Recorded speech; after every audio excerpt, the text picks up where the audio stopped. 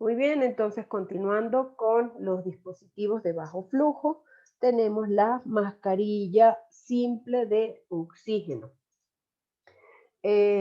¿Para cuándo está indicada la mascarilla simple de oxígeno? Fíjense, em, la forma que tiene la liga elástica que se ajusta a la cara, suelen ser pediátricas o de adultos, vienen en esas dos presentaciones de tamaño y traen una liguita para ajustar la presión. Está indicada cuando hay hipoxia de leve a moderada. El flujo usual de oxígeno es de 6 a 10 litros. ¿Sí? Cuando se coloca oxígeno con máscara simple de oxígeno, se coloca de 6 a 10 litros. La FIO2 de estas máscaras simples va de 35 a 55%. La FIO2, recordemos qué es. ¿Qué significa FIO2? Significa... Fracción inspiradora de oxígeno. ¿Perdón? ¿Que no escuché? Fracción inspiradora de oxígeno. La fracción inspirada de oxígeno. Fracción inspirada de oxígeno. Si están llevando ustedes su cuadernito de glosario, ¿verdad? Sí, licenciada. Ya.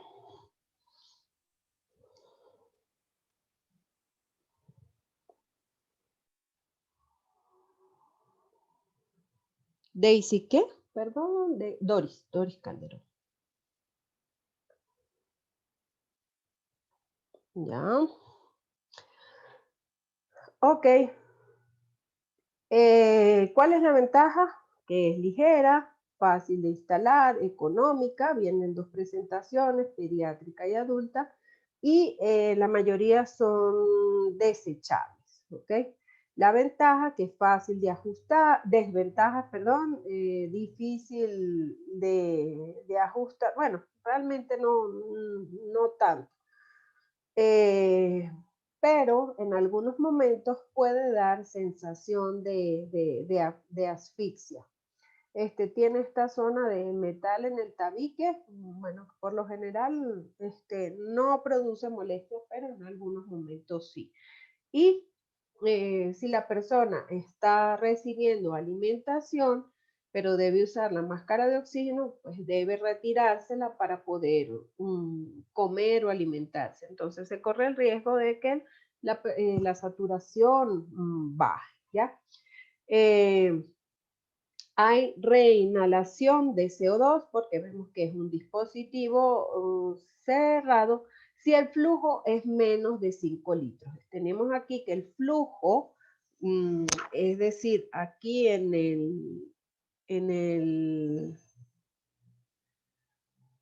el regulador de flujo se debe colocar, aquí en el regulador de flujo, tiene que colocarse entre 6 y 10 litros, porque si no, hay reinhalación de CO2 con este dispositivo. Muy bien.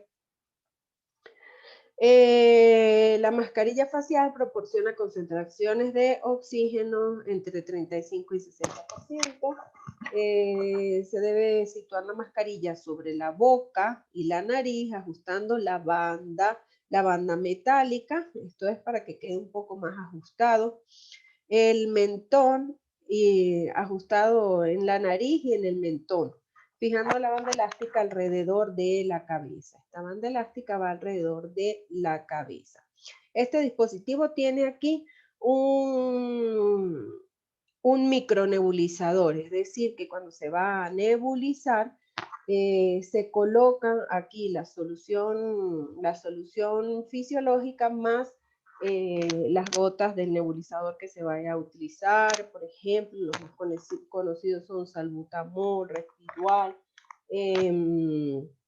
por ejemplo, pero es para que sepan que se parece, ¿no? O sea, este mismo dispositivo para nebulizar Solo que cuando es solo mascarilla simple de oxígeno, trae aquí un pequeño dispositivo donde se conecta esta conexión o esta manguerita, ¿ya? No se necesita de este dispositivo para aplicar solo oxígeno, pero es muy similar.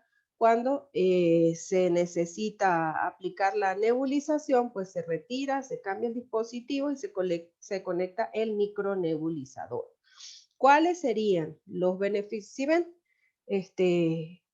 tiene otro dispositivo donde se conecta la conexión o la manguerita y se administra solo el oxígeno.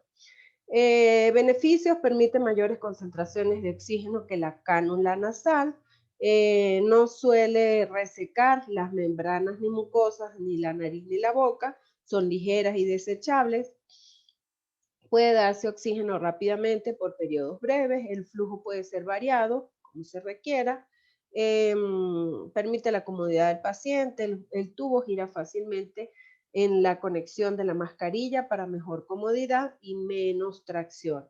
Es ligera, suave, flexible y el paciente puede respirar con la boca abierta. En el caso de cuando se colocan las puntas nasales o bigoteras nasales o cánulas nasales, pues si el paciente está respirando por la boca, pues se pierde ese oxígeno, ¿ok?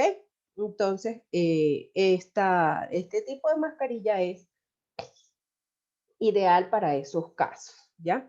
Es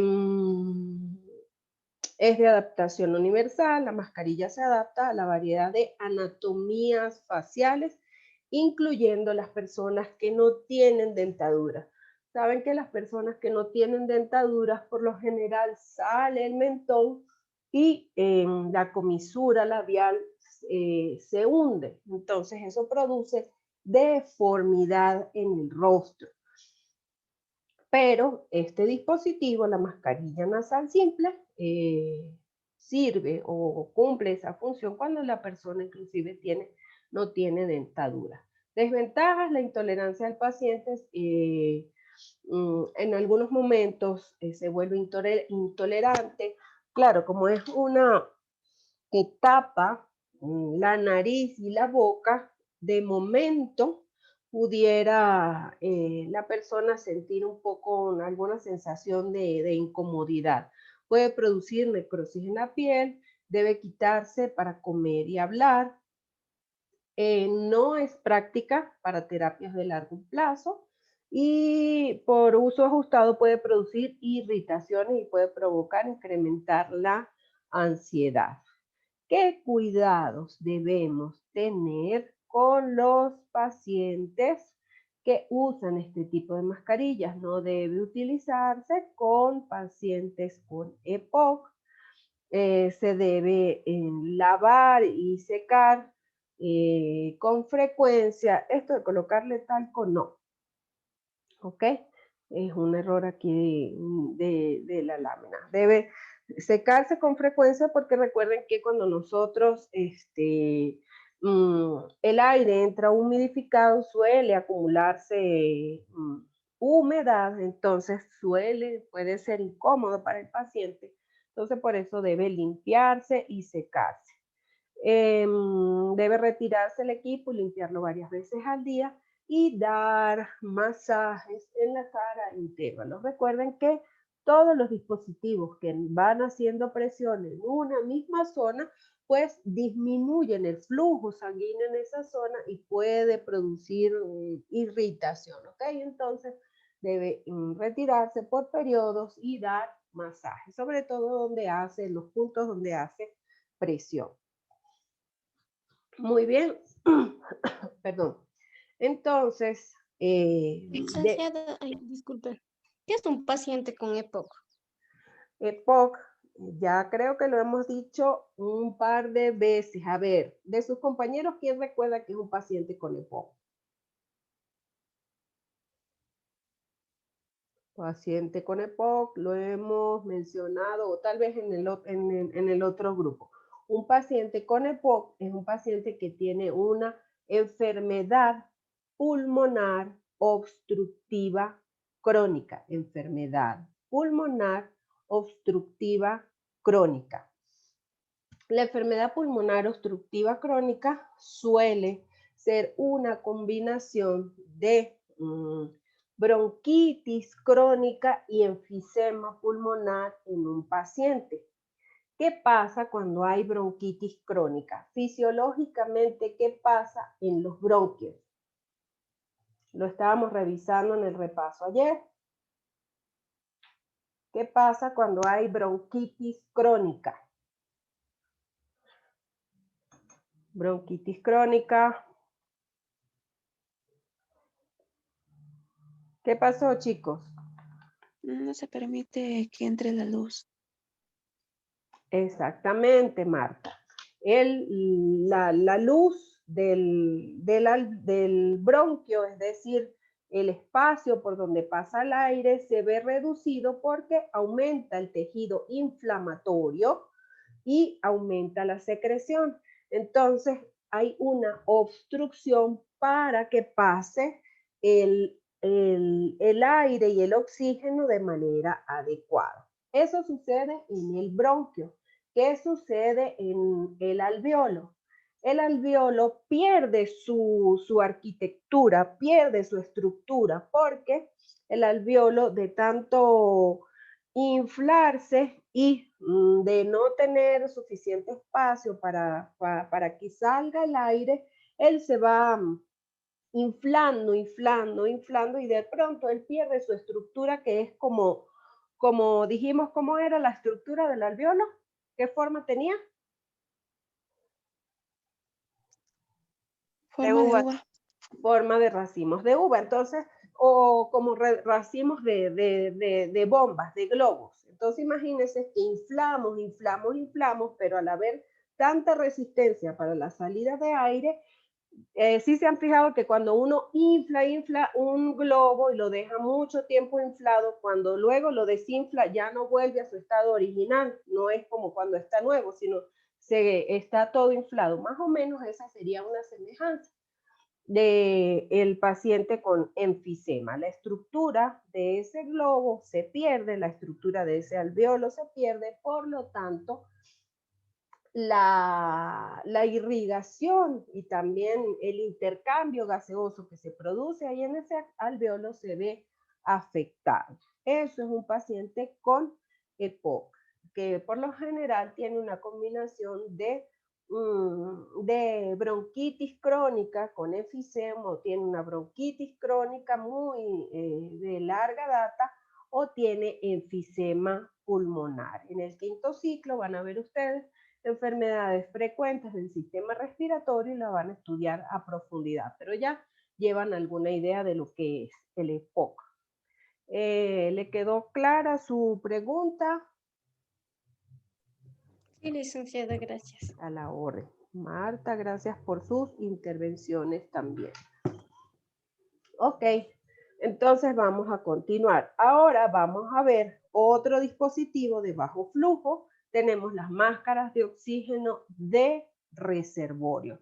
Fíjense que se parece a la máscara de oxígeno simple, pero tiene una funda, una bolsa aquí abajo.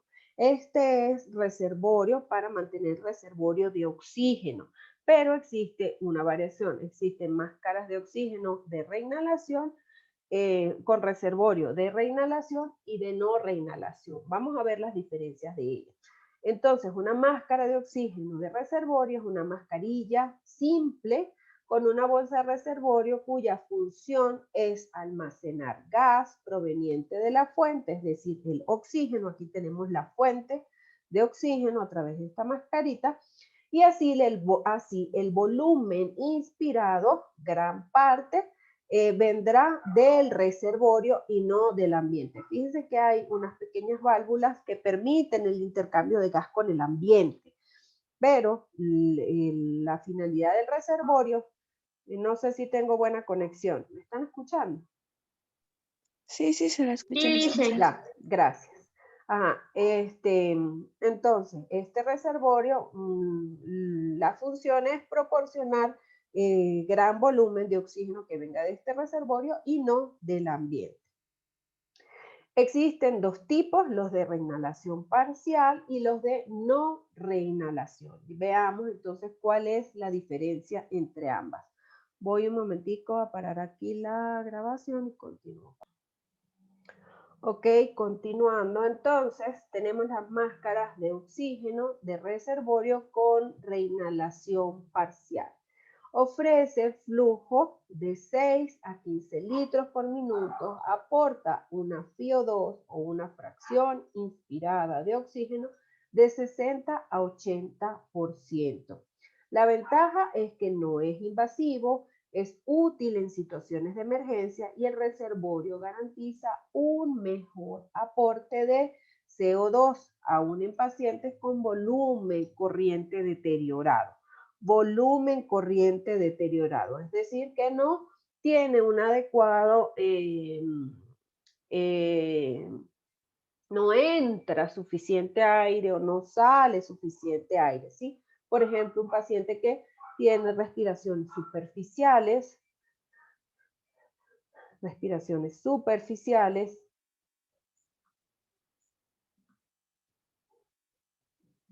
¿ok?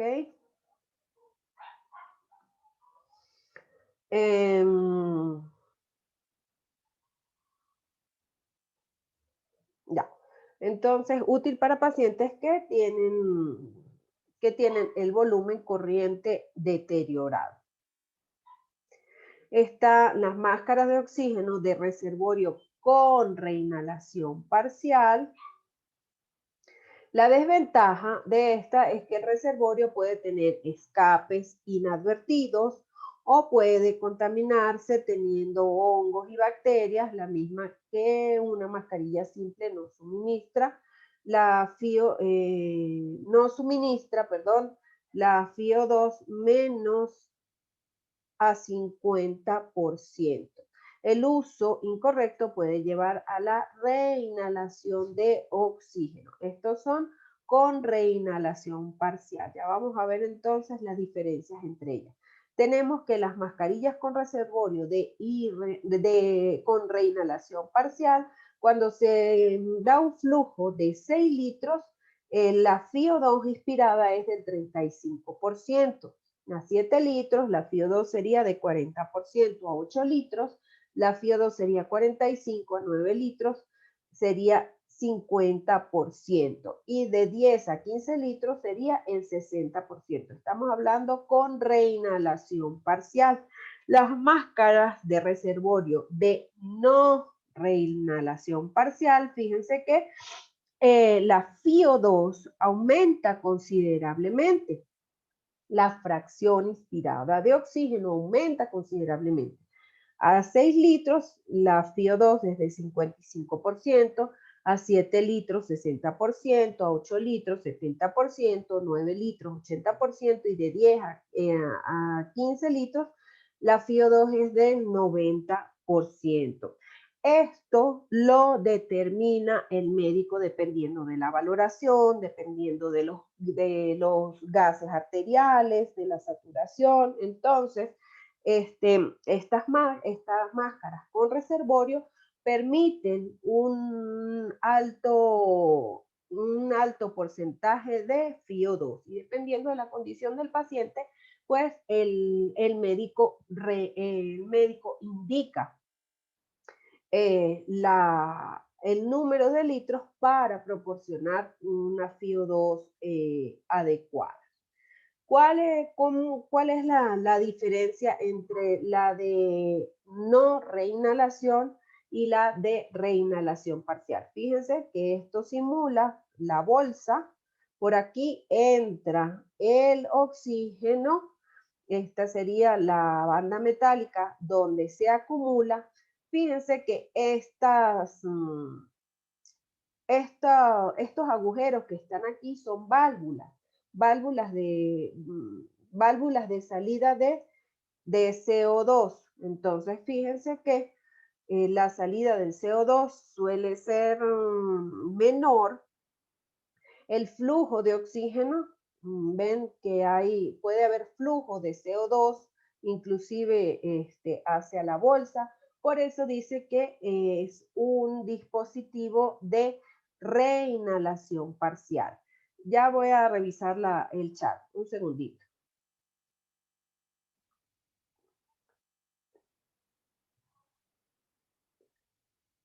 Me dice que, Henry me dice que escucha entrecortado. ¿Será mi internet o será el internet de él? El internet de él dicen, sí se le escucha bien. Ya, el resto del grupo sí me escucha, Fernando. Pero al terminar la clase yo les subo a EVEA la grabación, ¿ok? Para que la puedan repasar. Entonces, fíjense que esta máscara, la de no reinhalación, pues los agujeros son amplios, entonces por aquí sale el CO2, el flujo de oxígeno no entra de nuevo a la bolsa de reservorio, sino el oxígeno que inspira es 100%, ¿ven? Porque viene del reservorio, es solo oxígeno. El dióxido de carbono sale con la expiración por estos agujeros y el oxígeno que hay, el gas que se conserva aquí sería solo oxígeno porque solo permite la salida de oxígeno y no permite la entrada de CO2 cuando se realiza la expiración. Fíjense que estas válvulas son pequeñitas. Ya, por eso dice con reinhalación parcial y de no reinhalación. ¿Sí se comprende lo que lo que se está mostrando? Este gráfico muestra mejor. Fíjense que este dispositivo permite, aquí está, fíjense cómo se ajusta de manera apropiada a la cara. El paciente exhala CO2 y solo inhala oxígeno, porque aquí en este reservorio solo entra oxígeno. Sería la bolsa con reservorio de no reinhalación. Solo hay oxígeno y el paciente solo inhala oxígeno. ¿Se comprende esto?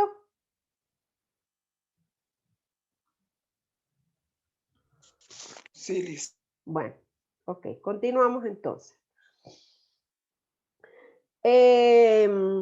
A ver, un dispositivo por medio del cual se administra la oxigenoterapia sería el tubo endotraqueal. ¿Qué es el tubo endotraqueal? Vamos a colocar aquí la presentación completa.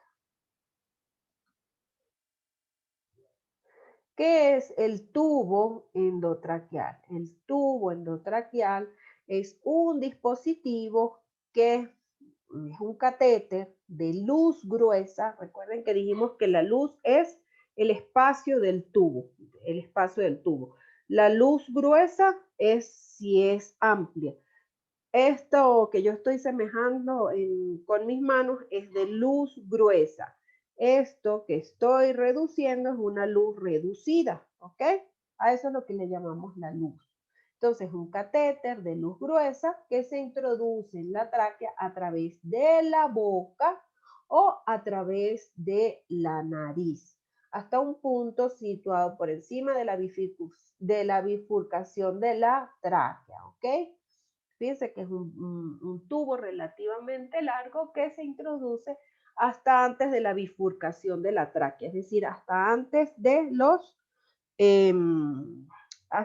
de los bronquios, ¿ok? Si semejamos, esta es la tráquea, llegaría como hasta por aquí, porque no debe irse hasta alguno de los bronquios, porque si no se inflaría un solo pulmón.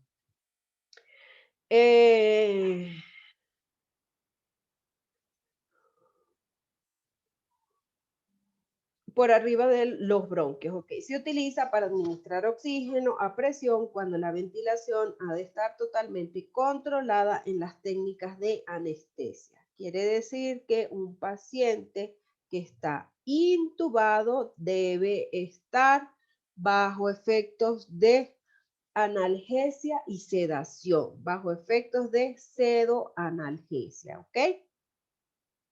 Porque si el paciente está consciente, intenta rechazar el tubo, ¿ya? ¿Cuáles son las indicaciones de la intubación? Cuando hay presencia de apnea. ¿Quién me recuerda qué es apnea?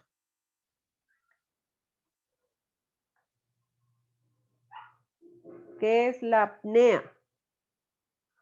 Rápido a darle una ojeadita a su cuaderno de glosario. ¿Qué es la apnea? Nada, ninguno. ¿O es que no me escucha? Falta de respiración, dificultad para respirar. Ajá. La dificultad para respirar, Marta, es la disnea. La apnea es ausencia de respiración, ¿sí? Recordemos que el prefijo a significa ausencia, que no hay. Entonces, cuando hay apnea, es decir, cuando no hay respiración, está indicada la intubación endotraqueal. Cuando hay incapacidad para mantener una vía aérea por otros medios, cuando hay producción de, para protección de aspiración de sangre o vómito, ¿sí? En caso de que el paciente esté vomitando sangre o para evitar la broncoaspiración, o cuando hay un compromiso inminente o potencial de la vía aérea. Cuando hay presencia de traumatismo cráneoencefálico. Estas son las siglas o es la abreviatura de traumatismo cráneoencefálico, que requiere una ventilación asistida. Es decir, que hay una valoración de Glasgow de menor a 8 puntos. ¿Qué es el Glasgow? El Glasgow es una escala que se utiliza para medir el estado de conciencia de las personas. Entonces, si la persona está inconsciente, se valoran 3 parámetros, que es la respuesta ocular, la respuesta verbal y la respuesta motora, ¿sí? Entonces, el máximo de Glasgow son 15 puntos. Entonces, si el paciente tiene un Glasgow entre 3 y 7 puntos, pues requiere de mantener una ventilación asistida y requiere una intubación endotraqueal, ¿ok? Cuando hay incapacidad también de mantener una oxigenación adecuada por medio de un dispositivo de oxigenación por mascarilla, ¿ok? ¿Cuáles son los materiales necesarios para realizar la intubación? Está el laringoscopio, que es este aparato, el laringoscopio, está la hoja curva y la hoja recta. Para realizar la intubación está el tubo orotraqueal, aquí están, aquí los mostramos. Está el equipo de resucitación más sonda de aspiración faringeal, sonda de aspiración de tubo endotraqueal. Es decir, que se necesitan sondas para aspirar tubo y para aspiración faríngea. Está el dispositivo de bolsa válvula mascarilla, que es comúnmente conocido como AMBU. ¿Ok? El AMBU para proporcionar el oxígeno, bombear el oxígeno. El estetoscopio, lubricante, estilete, jeringa y guantes. A ver, esto queda en la presentación solo a modo de información, porque este procedimiento sería de una materia más avanzada, ¿ok? En todo caso, les dejo la información solo para que conozcan. Esta parte de la preparación para la intubación y eso, pues no, ya no sería para evaluar, Se debe confirmar que se disponga del equipo necesario, colocar al paciente en posición correcta, valorar una vía respiratoria, valorar si es una vía respiratoria difícil, ya lo vamos a ver en un ratito, canalizar una vía periférica, es importantísimo para la administración de medicamentos, ¿ok? Y obtener los medicamentos esenciales, adoptar los dispositivos de vigilancia que sean necesarios. La técnica de intubación se realiza, fíjense que se agarra el laringoscopio con el laringoscopio se toma con la mano izquierda y con la mano derecha se introduce el tubo. Esto es manera de información. Cuando estábamos repasando, dice que mi conexión es inestable. No sé si me escuchan. ¿Me escuchan? Sí, No, se está entrecortando. Se está entrecortando. Ok, fíjense que el laringoscopio se introduce con la mano derecha, quien va a intubar se coloca a la cabecera del paciente, ok, y fíjense que se deben visualizar las cuerdas vocales. Recuerdan que les decía, es importante visualizar, saber dónde están las cuerdas vocales en la faringe. Importante la visualización de las cuerdas vocales cuando se va a realizar la intubación. Por eso es importante cuando estábamos haciendo el repaso, ¿ok? Esto es procedimiento, no lo vamos a revisar. ¿Cuáles son las indicaciones y contraindicaciones de la intubación endotraqueal? Cualquier situación clínica que requiera de una vía permeable definitiva y permita el movimiento limitado del cuello. Y cuando hay una lesión inestable de la columna cervical, es una contraindicación relativa para la laringoscopía directa. Es decir, que si hay lesiones en la columna, no se puede realizar la intubación porque si se moviliza esta zona del cuello, pues entonces se corre el riesgo de producir mayor daño.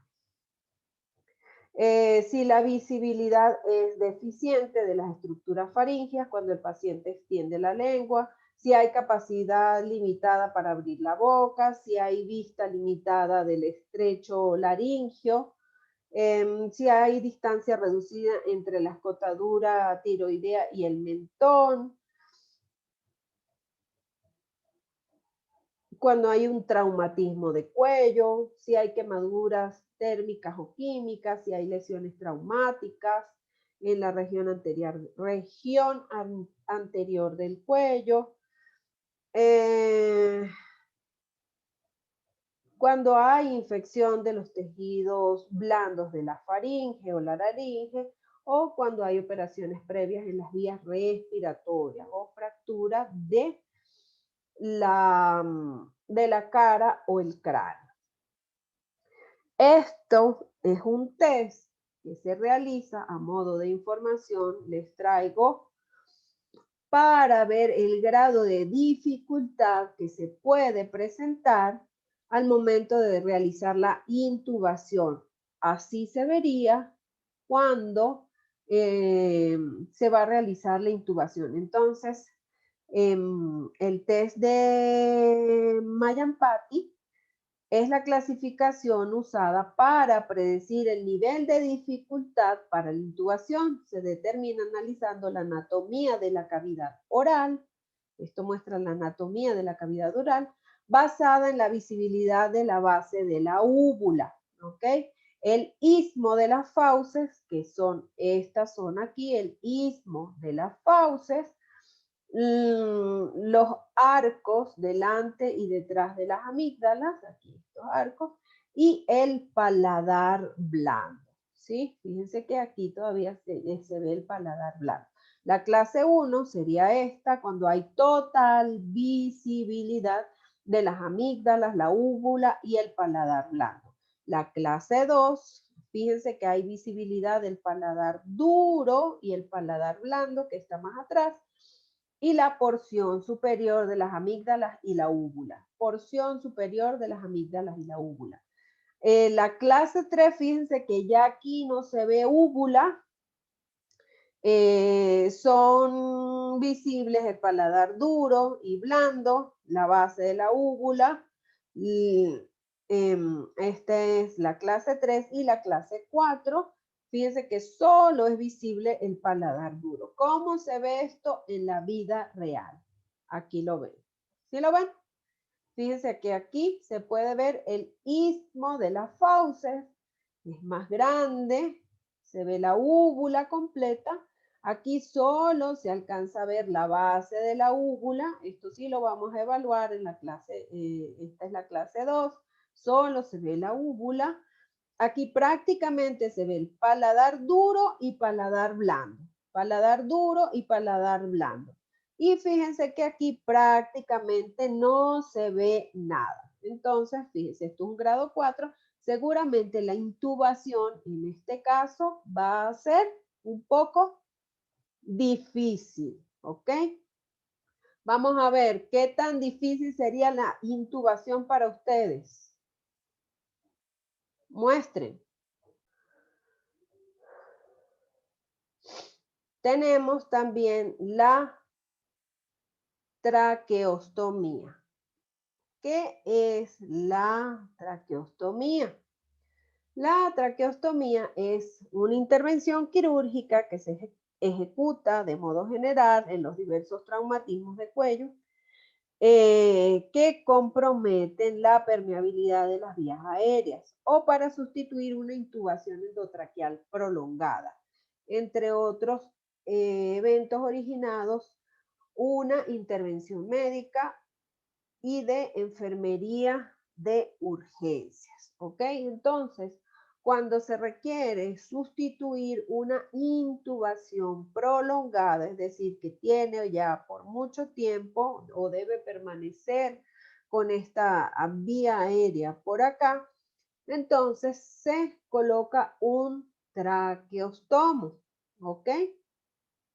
El paciente no requiere ventilación mecánica ni una ventilación asistida.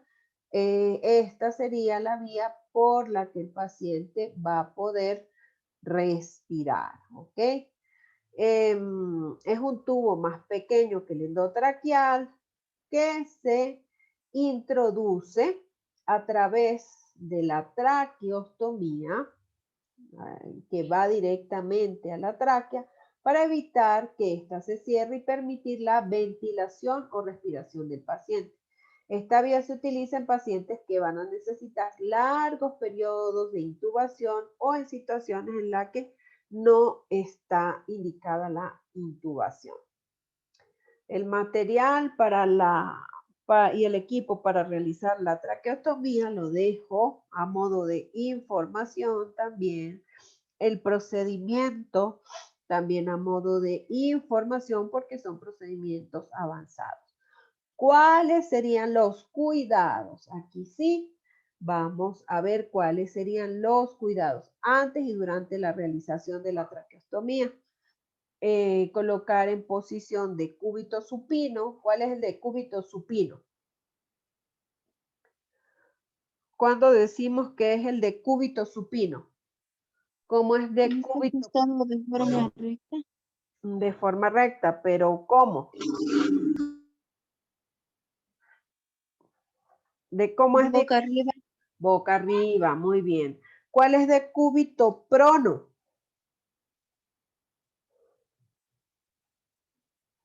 Ustedes no han escuchado, ay, el paciente tiene COVID.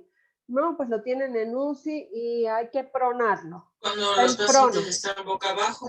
Exactamente, Doris. Muy bien. Cuando el paciente está boca abajo. Esa es la posición prona. Entonces, la de cúbito supino, cuando está boca arriba, prono, cuando está boca abajo. ¿Ok? Lo van anotando en su cuadernito de glosario.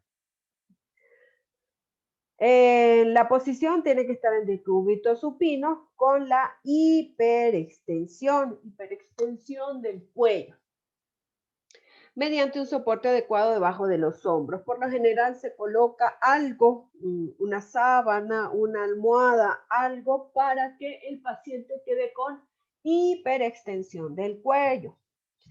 Manteniendo el mentón en la línea media, la cabeza debe quedar más baja que el tórax, lo que les estoy diciendo, ¿sí?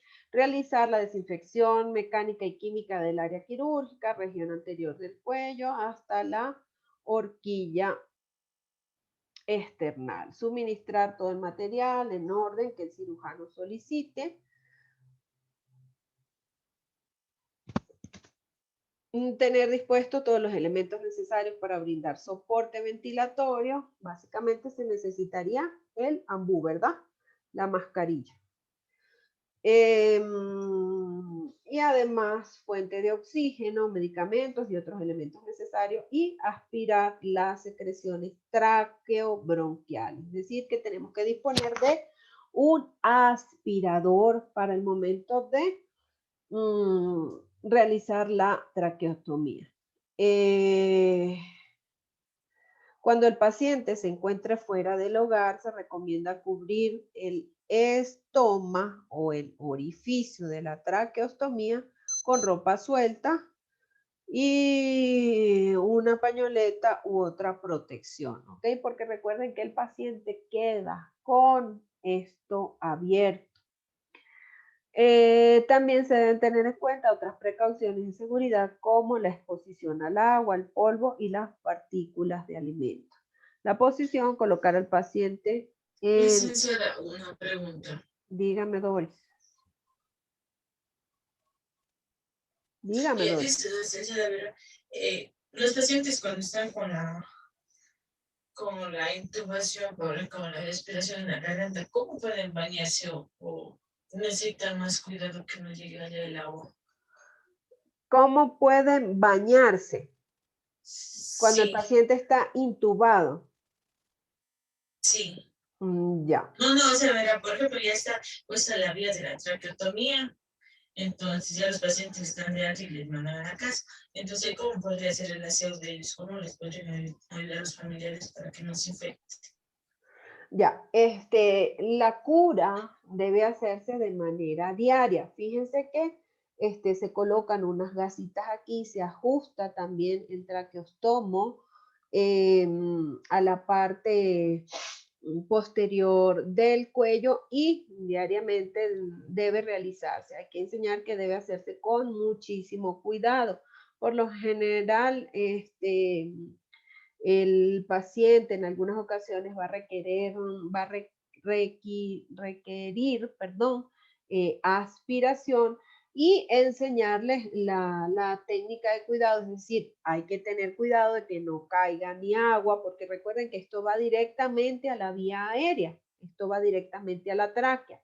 Entonces, hay que tener cuidado que el paciente, esta parte ni se humedezca, ni le caiga resto de polvo, sino el baño hacerlo con sumamente cuidado alrededor de la zona, pero cuidando de que no entre nada por aquí, por el traqueostomo, ¿sí? Y realizar la cura diaria, cambiar estas gasitas que se colocan aquí, realizar la cura con solución, mantener esta zona limpia. Por lo general, si el paciente tiene secreciones, esta zona tiende a llenarse de secreciones y con una técnica adecuada de cura de heridas se realiza la limpieza. La técnica es de arriba hacia abajo, del centro hacia la periferia con gasitas y de nuevo se debe colocar un par de gasas aquí para mantener la zona limpia y seca. ¿Sí? Pero se le enseña al paciente la forma al paciente no, al familiar, de cómo curarlo, ¿ok? Y mientras permanezca con el traqueostomo.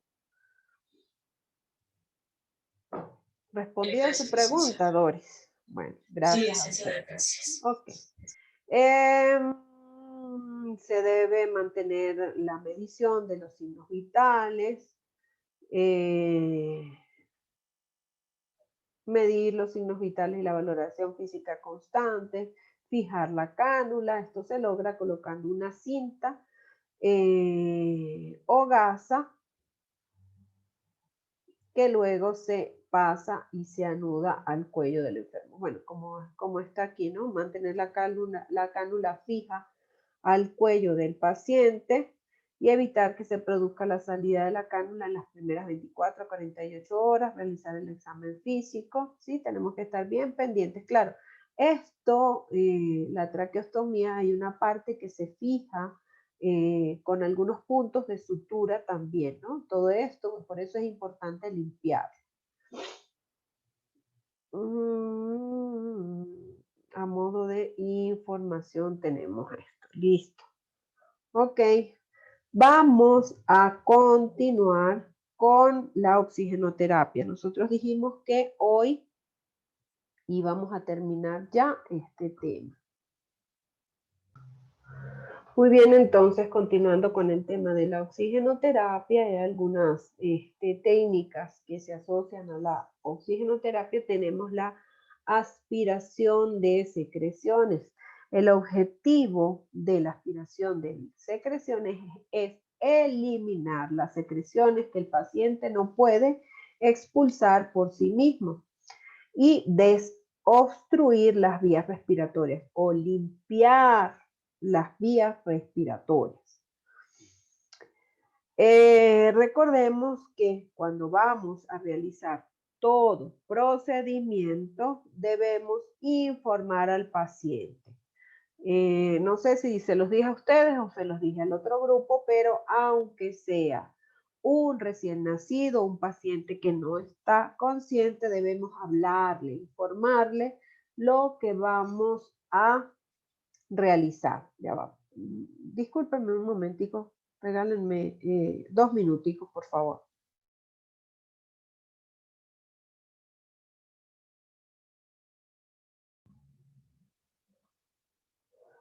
Muy bien, entonces continuamos el procedimiento de la aspiración de secreciones, informar a la persona el procedimiento que se le va a realizar, conectar la sonda de goma de aspiración mediante la conexión, comprobar la aspiración en un recipiente con agua.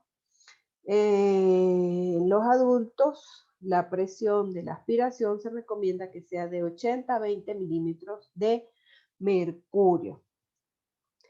Se introduce la sonda sin aspirar, ¿sí? Por lo general, si somos derechos, lo hacemos con la mano derecha. Como les dije, se debe comprobar la aspiración con agua.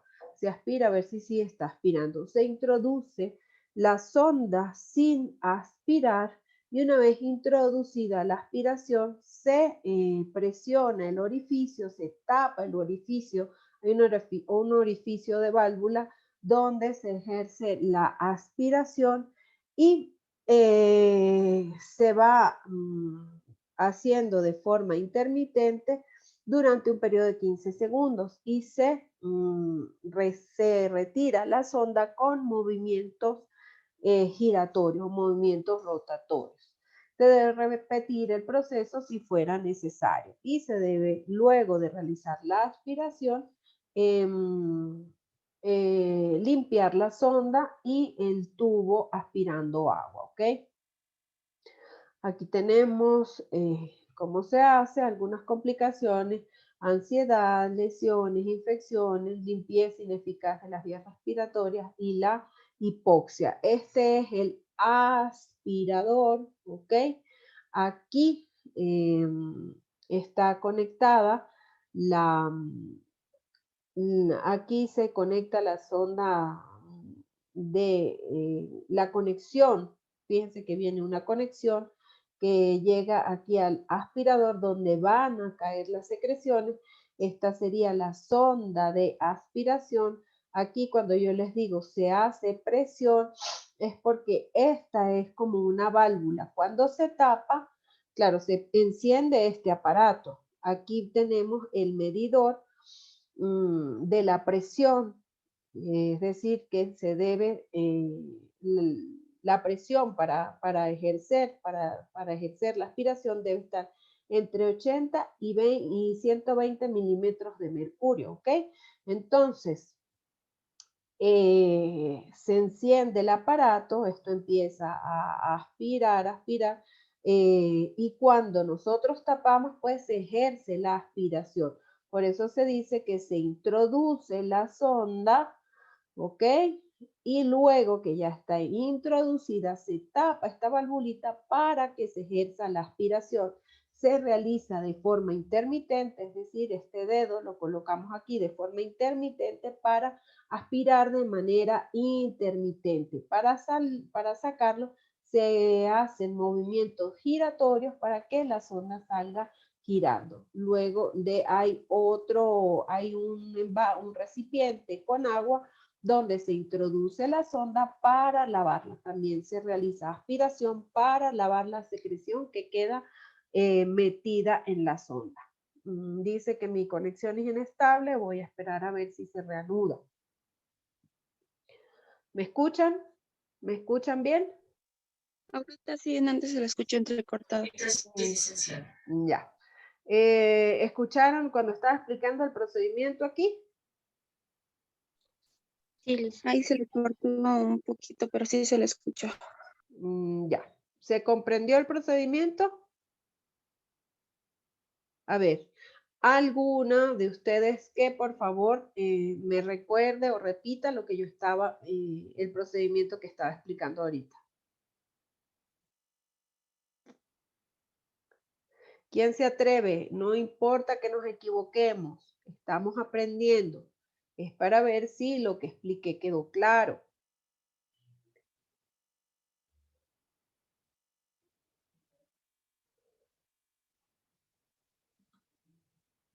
Ismael, Brian, Henry, Jennifer, Lady, Daniela, Jonathan, Viviana. ¿Quién va a activar su micrófono y su cámara un momentito para ver cómo es que se hace?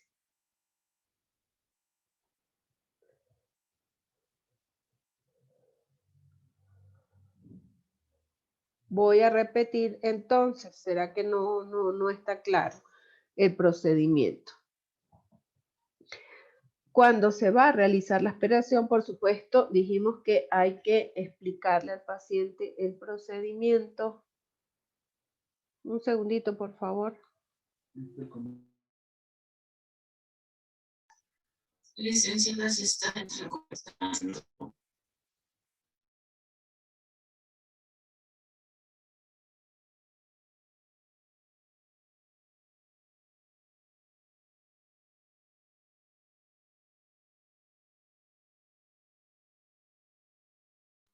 Licenciada, se está recostando.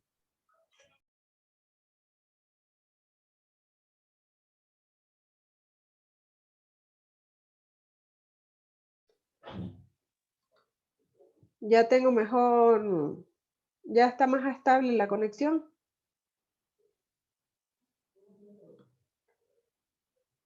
Sí, se le escucha, Elisa. Ya, gracias. Ok, entonces vamos a repetir el procedimiento. Recuerden que vamos, siempre que se va a realizar algún procedimiento, se le explica al paciente el procedimiento que se va a realizar, ¿ok? Por supuesto, antes de realizar la aspiración, se debe preparar todo el material, que serían guantes estériles, la sonda de aspiración, tener el ambú a la mano, una jeringa con solución, o con agua estéril para fluidificar la sonda de aspiración, el aparato aspirador esto debe tener agua aquí porque aquí es donde van a caer las secreciones, ¿ok?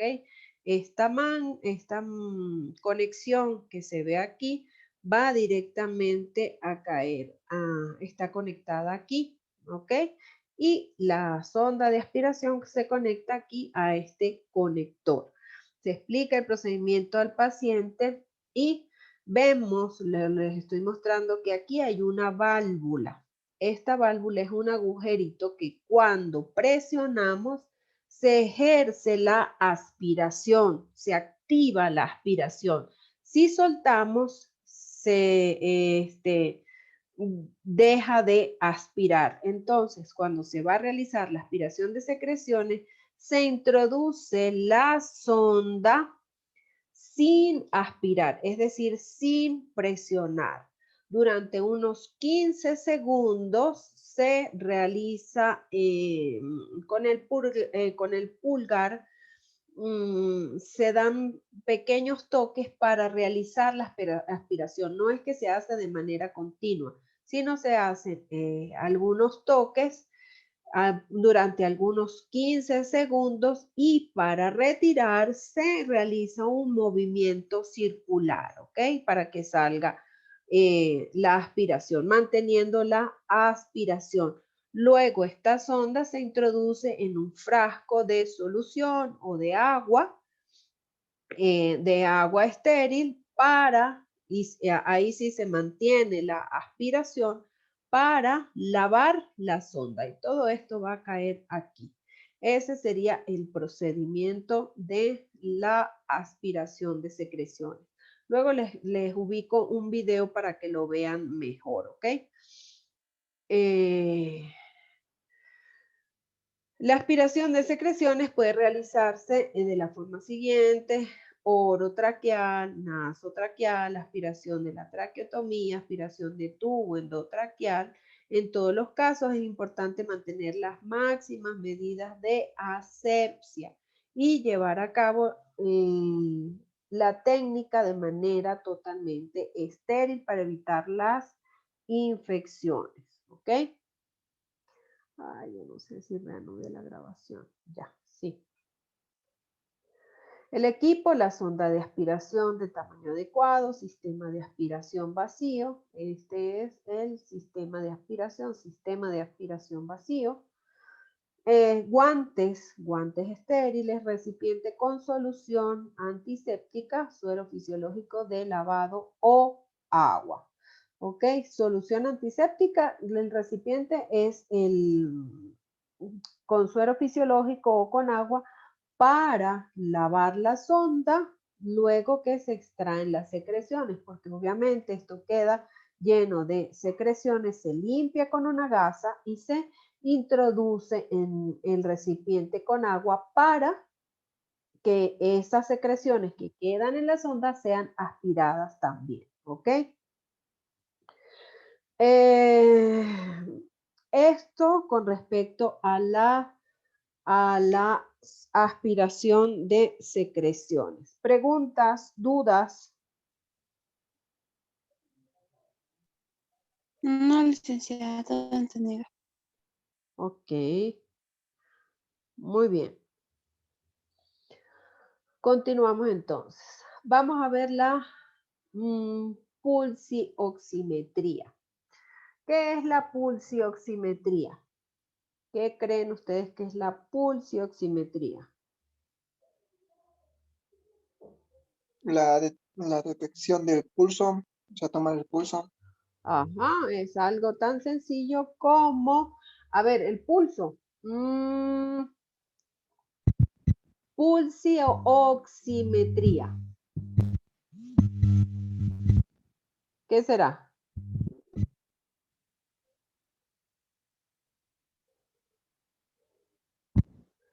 Sí se toma el pulso, pero ¿qué más se toma? Cristian como que quiere hablar, pero ¿será que no tiene buen internet? La oxidación. ¿La? Oxidación de la sangre. Oxigenación. La saturación. Exactamente, Cristian. Muy bien. Eso es. Es la colocación de un sensor. Es un procedimiento no invasivo que requiere. ¿Qué es invasivo? Si yo tomo el pulso aquí, ¿esto será un procedimiento invasivo o no invasivo? No invasivo. El procedimiento no invasivo. Si yo realizo una intubación, ¿será un procedimiento invasivo o no invasivo? Invasivo. Invasivo. Si yo canalizo o cateterizo una vía periférica, ¿será invasivo o no invasivo? Invasivo. Invasivo. ¿Invasivo o no invasivo? Cateterizo una vía periférica. No invasivo. No invasivo. ¿Seguro? Invasivo. Invasivo, exacto, porque introducimos, o sea, dentro del cuerpo algún dispositivo, ¿ok? Entonces, todo lo que introducimos es invasivo. Lo que realizamos sobre el cuerpo sin introducir nada es no invasivo. Por ejemplo, la presión arterial, la medición del oxígeno, pero sí lo voy a tomar con un pulsioxímetro. Pero si vamos a tomar unos gases arteriales, yo introduzco una agujita y saco sangre de la arteria para ver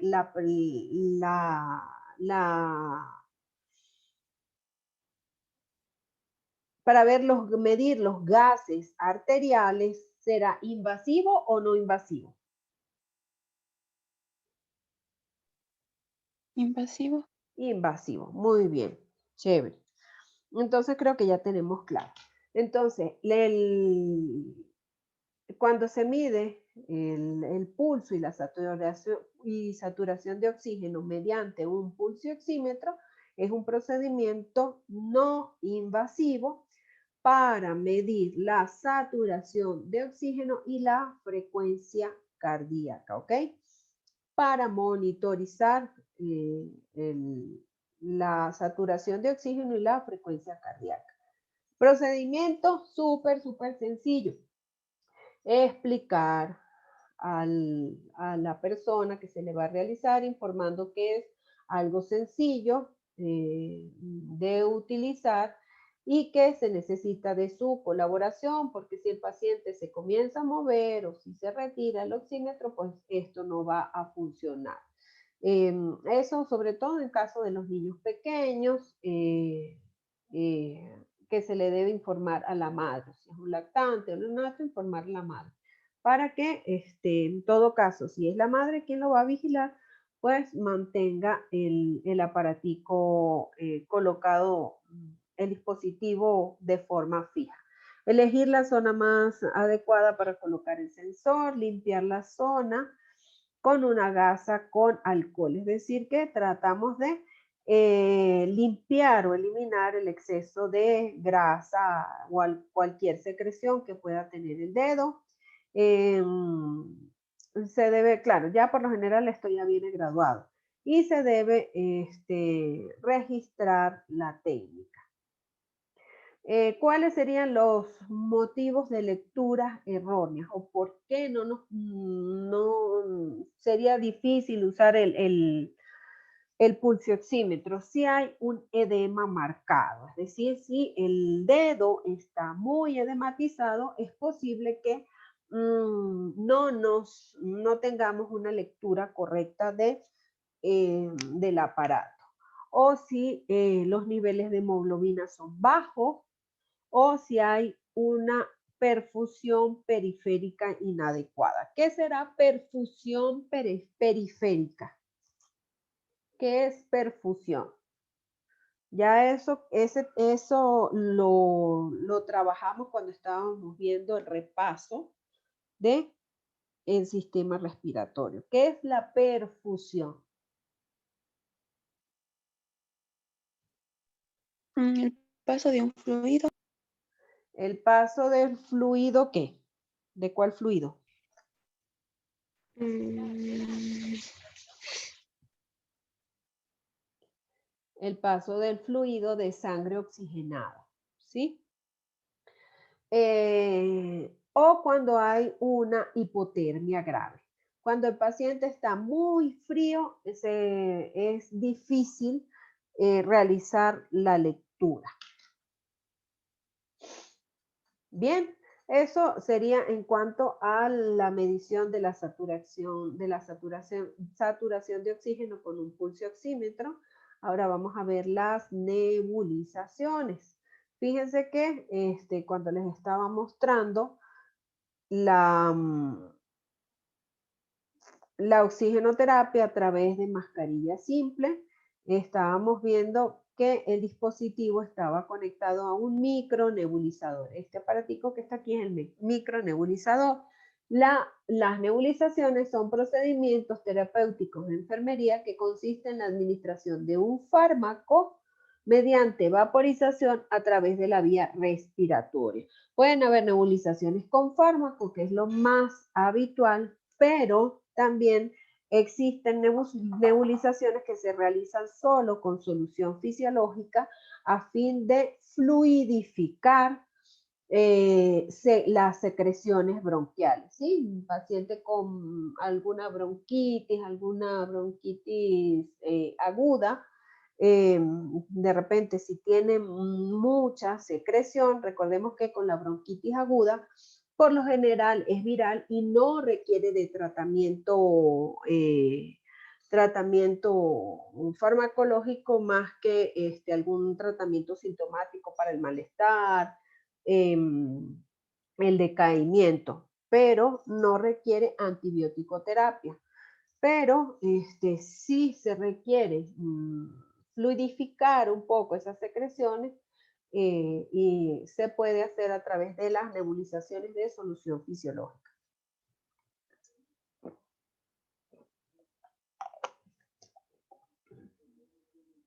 Muy bien.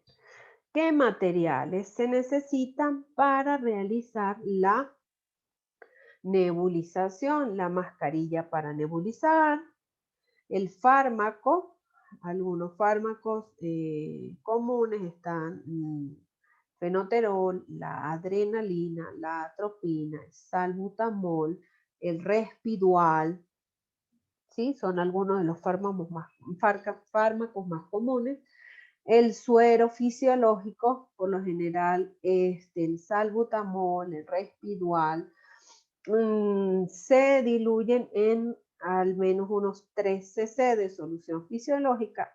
Esto se abre, esta parte se abre. Se gira y se abre, se separan estas dos y aquí se colocan unos 3 cc de solución fisiológica. Aquí tenemos, ¿ves? Unos 3 cc de solución fisiológica que se colocan aquí.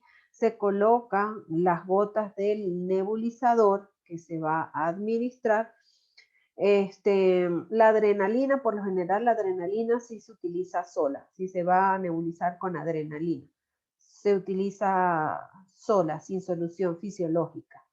Se requiere la jeringa descartable de 5 cc para aplicar la solución fisiológica y el balón regulador del oxígeno, es decir, que esta conexión se conecta aquí para nebulizar, o un nebulizador, que es un aparato eléctrico que genera la vaporización al encender. Esto es un nebulizador, ¿ok? Aquí tenemos de nuevo el micronebulizador, la manguera, se conecta aquí directamente a la máscara y la manguera se conecta al nebulizador.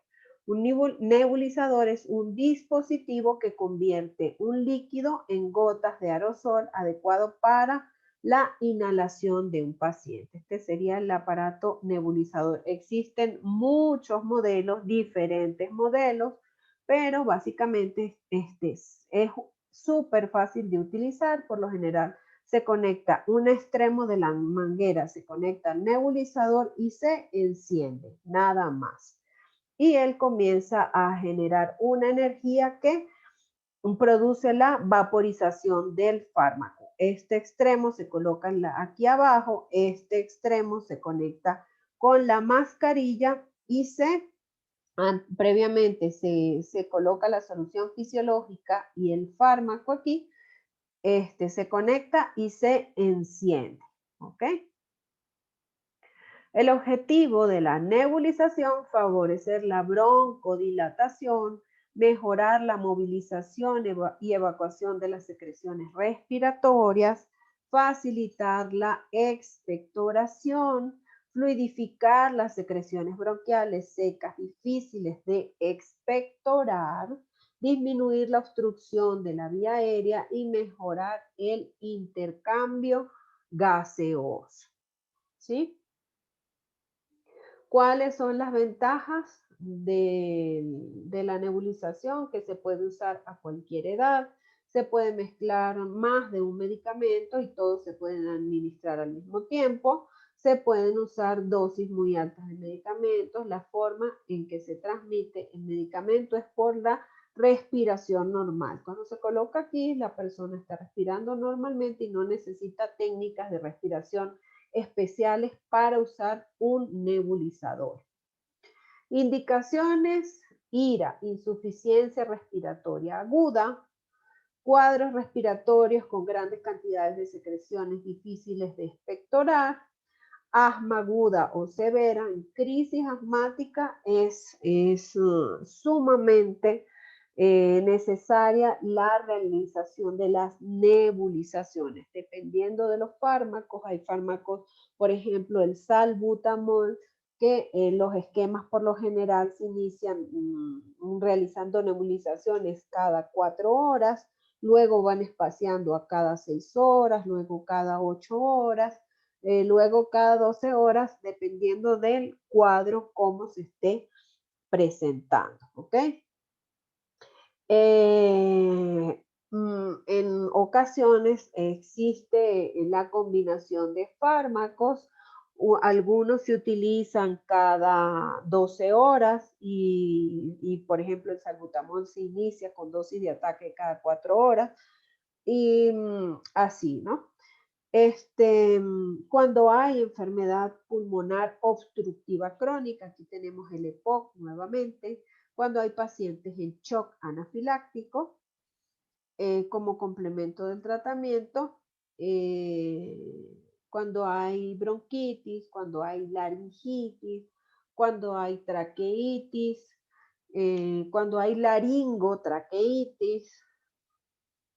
La técnica, por supuesto, siempre el lavado de manos, preparar el material, que es el nebulizador o el aparato de oxígeno, la mascarilla,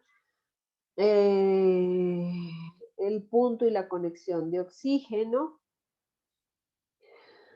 los medicamentos, informar al paciente del procedimiento que se va a realizar, sentar al paciente y colocar el medicamento prescrito, agregar el suelo fisiológico según la prescripción médica.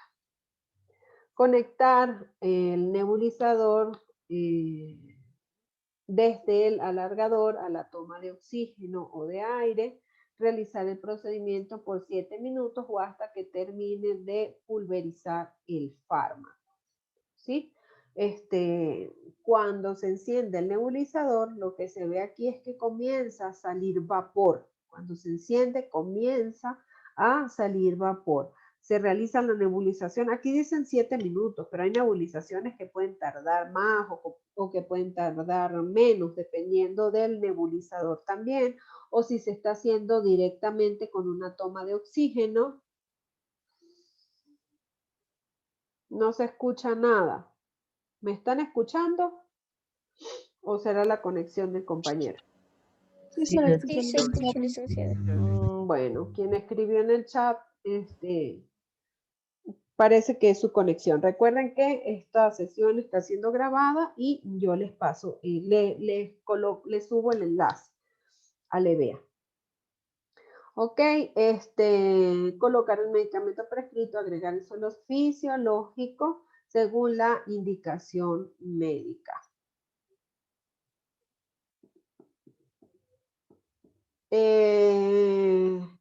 Retirar el equipo, secar y guardar. Por lo general se mantiene una mascarilla y un equipo durante el tratamiento del paciente, ¿sí? Luego que el paciente termina su tratamiento, todo esto se descarta. Se descarta. ¿Qué es todo esto? La mascarilla, el micronebulizador, la conexión se descarta, ¿ok?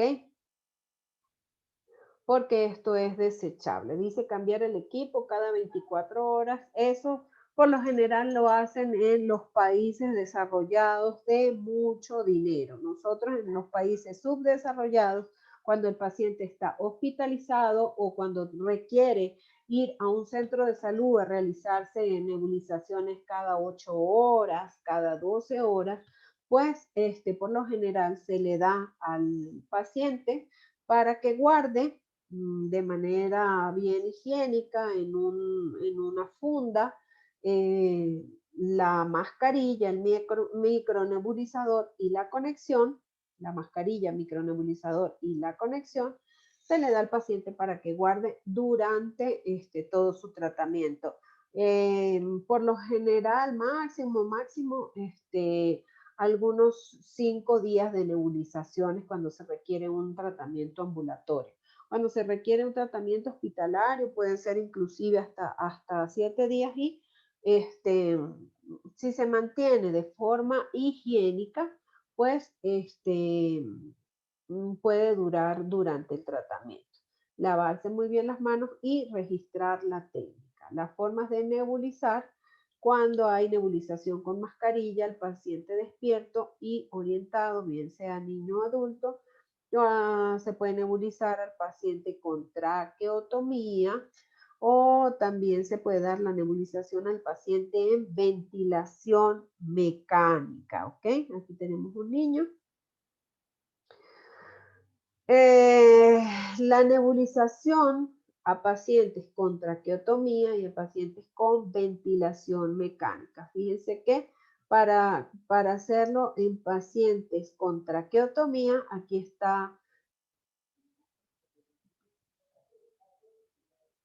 Se está entrecortando. ¿Escuchan? No, licenciada, Sí, está todo bien. ¿Me escuchan o no? Marta, ¿sí me escucha? Sí, licenciada, sí se la escucha. Sí, se Ya, la escucho, Liz. gracias. Entonces es la conexión de ustedes. Es la conexión de algunos de ustedes. Aquí tenemos cuando hay traqueotomía. ¿Cómo se llama este dispositivo? Lo estábamos viendo cuando vimos la oxigenoterapia.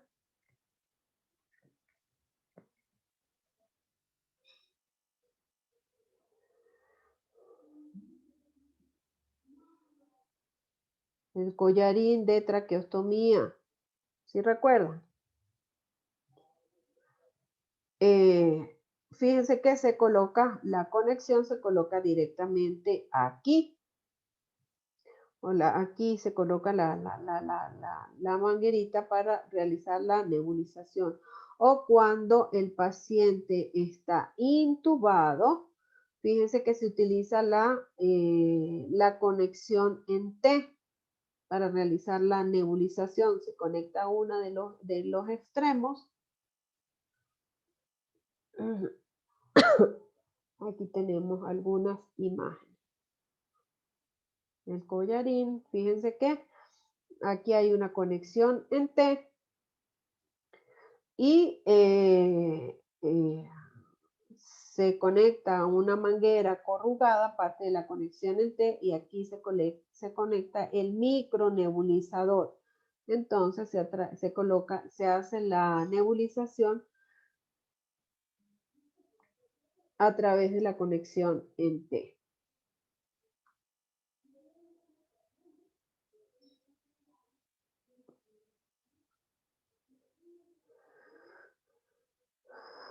Recordemos que cuando el paciente tiene la traqueotomía, pues el dispositivo es más corto. Aquí tenemos este paciente no está intubado, tiene la traqueotomía, pero se puede realizar con esta conexión en T. Cuidados de enfermería. Monitorizar antes y durante la terapia, estar atento a la aparición de signos adversos como taquicardia, irritabilidad, vómitos, temblores, convulsiones. Los broncodilatadores deben diluirse en agua estéril o solución fisiológica. El nebulizador funciona cuando el aire entra al nebulizador y convierte los medicamentos en aerosoles o gotitas microscópicas entre 1 a 7 micrones, que son fácilmente inhaladas. La preparación y administración de las nebulizaciones se realiza respetando los correctos. ¿Cuáles son los correctos de la medicación? ¿Quién recuerda?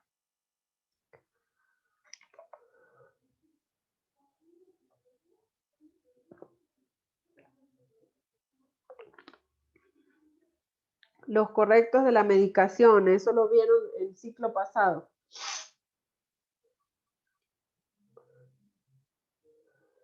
Paciente,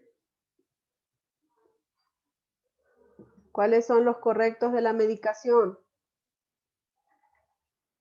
Paciente correcto.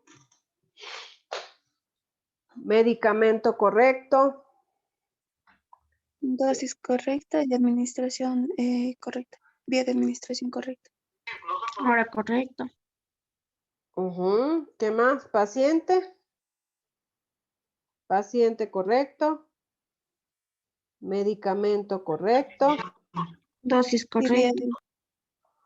Dosis, de administración. dosis correcta. correcta. Hora correcta. Vía correcta. Antes, cuando yo estudié, eran 5. Paciente, medicamento, hora, dosis y vía. ¿Sí? Luego, creo que ahora leí por ahí 15 correctos de la medicación. Pero luego agregaron unos 5 más y se hablaba de 10 correctos de la medicación. Otro de los correctos es, ya tenemos paciente, medicamento, hora, dosis, vía. ¿Qué más? Verificar fecha de vencimiento. Verificar antes de administrar la fecha de vencimiento. A ver, ¿quién está activando su micrófono para ir recolocando sus intervenciones? ¿Quiénes están aportando? Yo lo hice. ¿Quién es yo? Fernanda ¿Fernanda qué? Porque hay varias Fernandas aquí. Orbe. Fernanda Orbe, ya. Verificar la fecha de caducidad. ¿Qué más? Educar al paciente e informar. Ajá, Fernanda Orbe. Informar al paciente sobre algunos efectos adversos.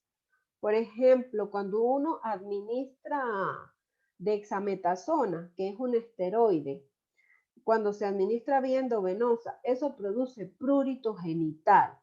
Entonces, imagínense a un paciente que está tranquilo y le administran un tratamiento y de repente empieza a picarle los genitales. Entonces, es algo sumamente desagradable. Importante. Eso dentro de, como un ejemplo extremo. Por lo general, el salbutamol produce taquicardia, ¿sí? Se acelera la frecuencia cardíaca y se sienten las palpitaciones. Entonces, es importante informarle al paciente sobre los efectos adversos del medicamento. ¿Qué más? También decía que había que registrar los medicamentos. Que registrar de manera correcta el registro. Tenemos paciente correcto, medicamento correcto, hora correcta, dosis correcta, vía correcta. Fecha correcta también. Ya. Eso entraría en hora correcta. Llevamos 5. Verificar la fecha de caducidad. 6. Informar los efectos adversos. Dilución y uso del equipo correcto. Ajá. Registro.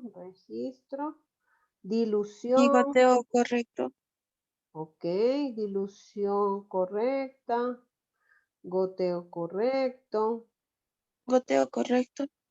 Ujú. ¿Qué más? 1, 2, 3, 4, Registro en historia clínica. 7, 8. Preparar y Registro en historia administrar. clínica.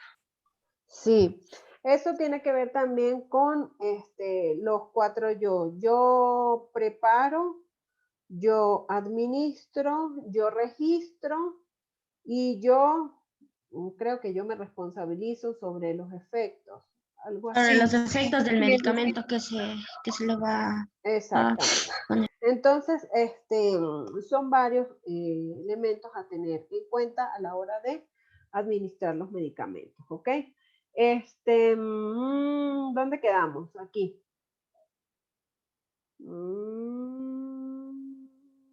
Ajá. La preparación y administración de las nebulizaciones se realiza respetando los correctos. Las nebulizaciones se deben realizar antes de las aspiraciones de secreciones y antes de la alimentación. ¿Por qué? Porque si el paciente recién acaba de comer y se realizan las nebulizaciones, el paciente puede o vomitar o empezar a toser y puede toser o broncoaspirar, ¿ok? Entonces, las nebulizaciones se deben realizar antes de la aspiración de secreciones y antes de la alimentación. ¿Por qué se deben hacer antes de la aspiración de secreciones? ¿Para qué dijimos que servía la nebulización? ¿Cuál era una de las funciones? Fluidificar las secreciones, también abrir o broncodilatar. Entonces, si se realiza la nebulización, pues ya se estaría fluidificando un poco y facilitaría la aspiración de secreciones. Ojo, esto es una pregunta de examen, todos a tomar nota, ¿ok? Utilizar aire u oxígeno según corresponda y el material utilizado debe, ¿qué dice aquí? Debe ser desechable excepto el equipo de nebulización. Es decir, que la jeringa la debemos descartar, ¿ok? Existe también la nebulización con aerosoles, ¿ok? Aquí tenemos con cámara, nebulizaciones con aerocámara o la nebulización con el aerosol que va directamente a la boca, ¿ok? Es un procedimiento que se utiliza para administrar fármacos, corticoides, broncodilatadores directamente a los pulmones en forma de aerosol. Se puede realizar aerosolterapia mediante nebulización, mediante inhalador de dosis media o inhalador de polvo seco. El inhalador de dosis media, consiste en un envase metálico. Aquí tenemos, por lo general, este es común. Es un envase metálico que contiene el fármaco en suspensión que al aplicar una presión aquí se libera el medicamento mediante una válvula, ¿ok? Pueden ir directamente a la boca, es decir, se coloca la boca aquí, se hace presión y el paciente aspira. Por lo general, ya esto es para niños que pueden realizar la aspiración, pero en los niños más pequeños se realiza se realiza con la aerocámara, ¿ok? Los materiales sería el medicamento, los inhaladores y la aerocámara en caso de que se requiera la aerocámara. Si ya el paciente sabe cómo hacerlo de manera directamente a la boca, pues se puede hacer sin la aerocámara. La técnica para administrar estos tratamientos vía aerosol, lavado de manos, reunir el material, es decir, la aerocámara y el inhalador, informar el procedimiento, sentar al paciente, agitar. Se debe agitar el inhalador y debe cubrir la boca y la nariz. Se debe presionar el inhalador y en el instante que se realiza el puff, ¿ok?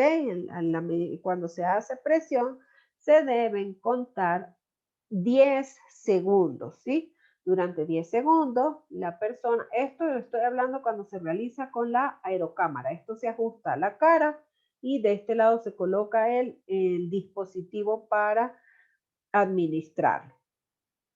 Se deben contar unos 10 segundos de inhalación y unos 10 segundos de descanso. Por lo general mandan mínimo dos pulverizaciones, ¿ok? Entonces se coloca la aerocámara, se hace presión, puff, se cuenta 10, que el niño respire normalmente. Por lo general esto se hace para niños. Que respire normalmente, se deja descansar durante unos 10 segundos y para hacer la segunda pulverización se esperan 10 segundos.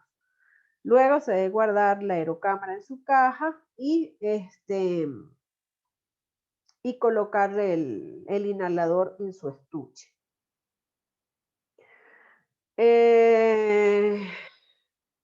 En los lactantes se debe esperar 10 respiraciones, ¿ok? Retirar la aerocámara y esperar 1 minuto para que el paciente se recupere de los posibles efectos adversos. Como yo les dije, por lo general los broncodilatadores producen taquicardia. Y realizar la segunda inhalación. Se debe realizar el adecuado lavado de manos y registrar el procedimiento. Bueno, aquí tenemos sin la aerocámara. Fíjense que es un niño ya más grandecito. Se coloca directamente a la boca.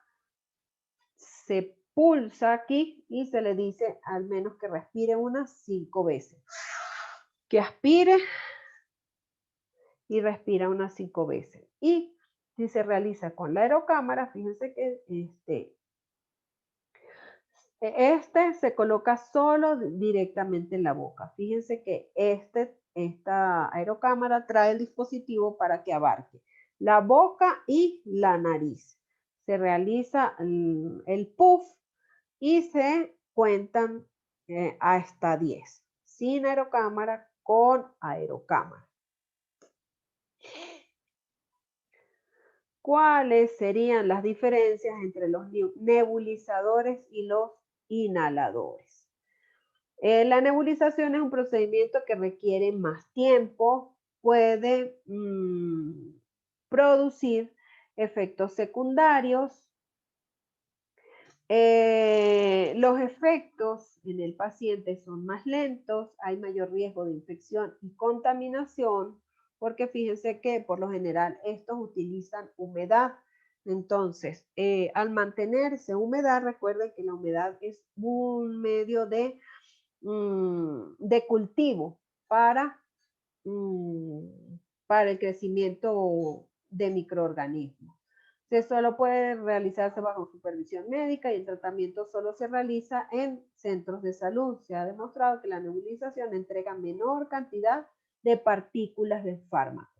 Mientras que los inhaladores, el procedimiento es más corto. Nos referimos a los inhaladores, a estos. ¿Ok? El procedimiento es más corto, hay mejor tolerancia del paciente, el efecto del broncodilatador se consigue de manera más rápida, el método es más simple y eficaz, es rápido, se puede realizar en cualquier lugar, es posible continuar con el tratamiento en casa y la mayoría de los inhaladores producen partículas cuyo diámetro oscilan entre 2 y 6 micras, fíjense que más pequeño. Bueno, chicos, con esto nosotros terminamos ya la oxigenoterapia. ¿Preguntas?